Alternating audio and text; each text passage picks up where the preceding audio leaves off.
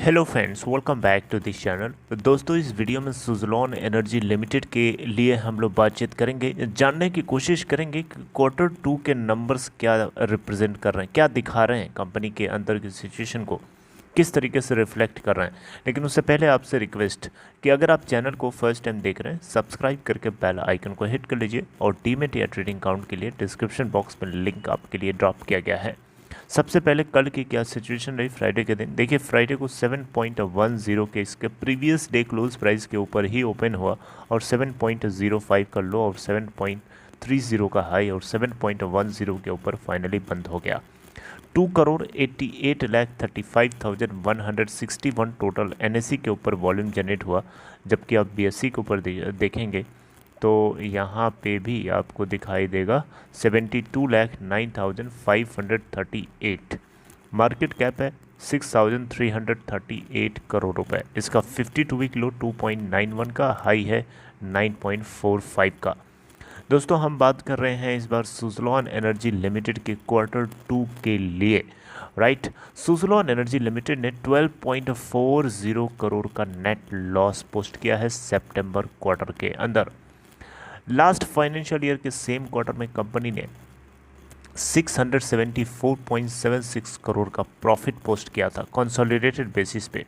Total income की बात करें, टॉप लाइन की बात करें तो 1361.62 करोड़ की टोटल इनकम हुई है, जबकि लास्ट फाइनेंशियल ईयर के सेम क्वार्टर में 736.70 करोड़ की टोटल इनकम हुई थी। टोटल इनकम में तो आपको ग्रोथ दिखाई दे रही है, लेकिन टोटल प्रॉफिट के अंदर आपको लॉस दिखाई दे रहा है और 675 करोड़ के आसपास का प्रॉफिट लास्ट ईयर, जबकि इस बार 12.40 करोड़ का नेट लॉस है। आप इस चीज़ को एनालाइज करने के लिए मैंने एक पीडीएफ कॉपी डाउनलोड करी हुई है। इसमें एक टेबल है, इस टेबल को आप देख करके अंदाज़ा लगा सकते हैं, आपको जल्दी जल्दी समझ में आ जाएगा। यहाँ से ये क्वार्टर टू है अभी का, ये क्वार्टर वन है इसी फाइनेंशियल ईयर का, और ये क्वार्टर टू है लास्ट फाइनेंशियल ईयर के सेम क्वार्टर का, राइट। सबसे आप देखिए, जो मैं हाईलाइट कर रहा हूँ वो डेटा को आप चेक करिएगा।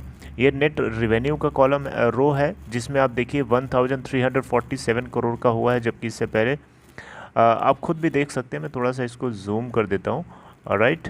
ओके, ओके, ठीक है, राइट। अब देख सकते हैं दोस्तों, यहाँ पे पीएटी सबसे नीचे देखिए 13 करोड़ का इनको नेट लॉस हुआ, जबकि इससे पहले क्वार्टर वन के अंदर 3 करोड़ का प्रॉफिट था और क्वार्टर टू फाइनेंशियल ईयर 2021 के अंदर 670 करोड़ का प्रॉफिट था। तो दोस्तों, यहाँ पे एक क्या कारण है ऐसा, कौन सी मतलब कौन कौन से पॉइंट्स हैं जिनकी वजह से ये कंपनी को लॉस जो है 13 करोड़ का हुआ है। ऑल्दो लॉस बहुत कम है, लेकिन फिर भी क्यों हुआ है, इसके पीछे कुछ तो कारण होगा ना। तो दोस्तों, कारण के लिए मैंने पूरा ये सब जो है पढ़ा और इसके बाद मुझे जो चीज़ें पता चली हैं वही मैं आपसे डिस्कस करने वाला हूँ, राइट।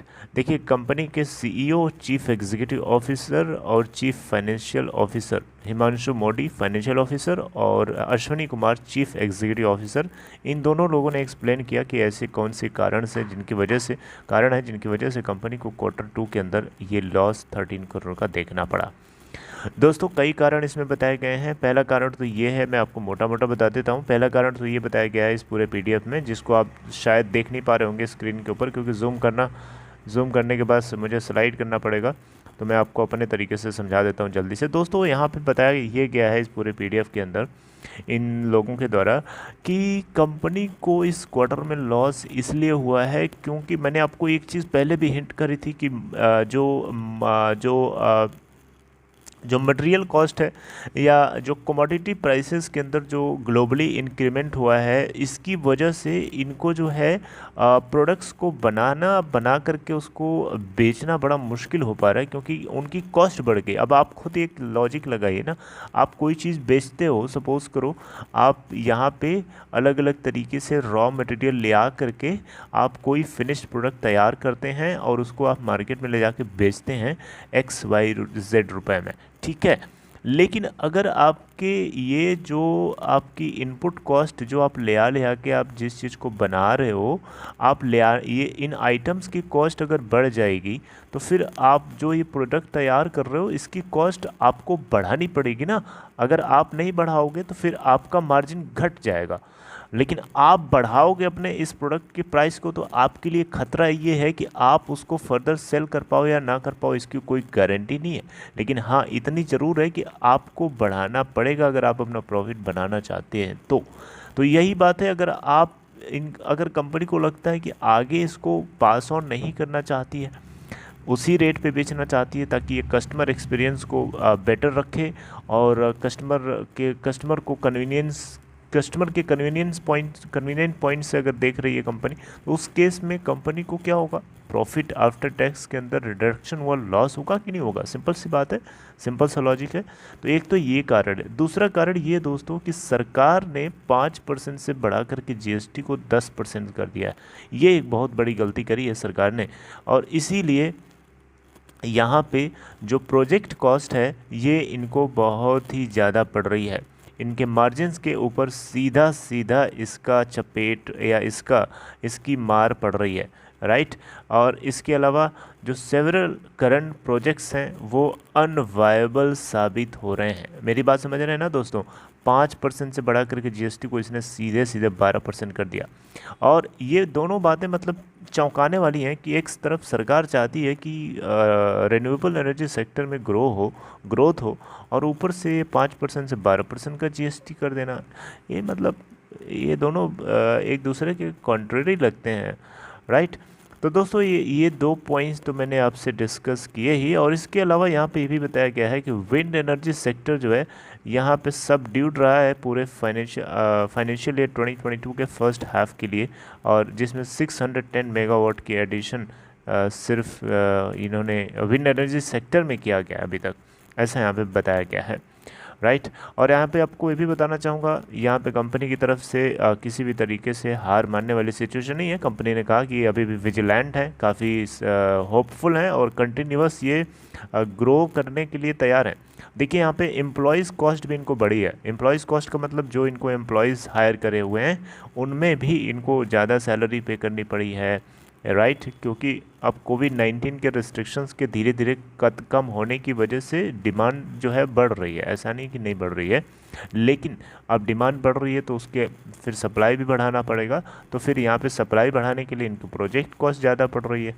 लेकिन एम्प्लॉयज़ कॉस्ट यहाँ पे एक पॉइंट है जो कंसिडर किया गया है।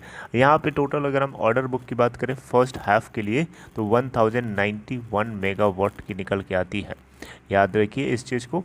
और आपको बताना चाहूँगा, इन्होंने फर्स्ट हाफ के अंदर 113 मेगावाट का इंस्टॉलेशन किया है, राइट। अभी इस फाइनेंशियल ईयर के फर्स्ट हाफ के अंदर ये ऐसा बताया गया है, राइट।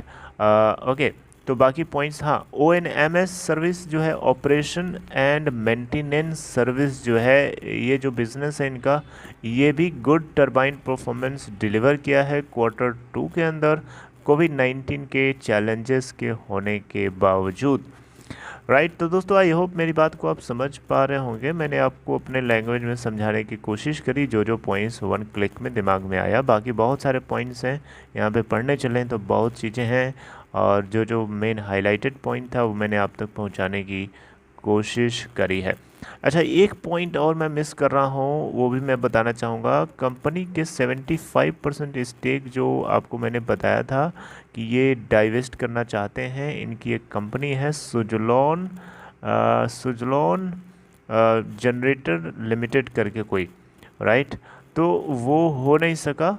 उसके पीछे कारण ये है कि कोई सर्टेन उसके पीछे रीज़न है, मैं आपको ढूंढ रहा हूँ मैं PDF में, और वो मैं बताता हूँ। यहाँ लिखा है, company would like to inform that divestment of the company 75% stake in Suzlon generators limited, a subsidiary of the company to Voith turbo private limited और its associates, which was expected to be completed by Q2 financial year 2022, but it has not been completed yet, right. अब इसको Q4 financial year 2022 तक complete किया जाएगा।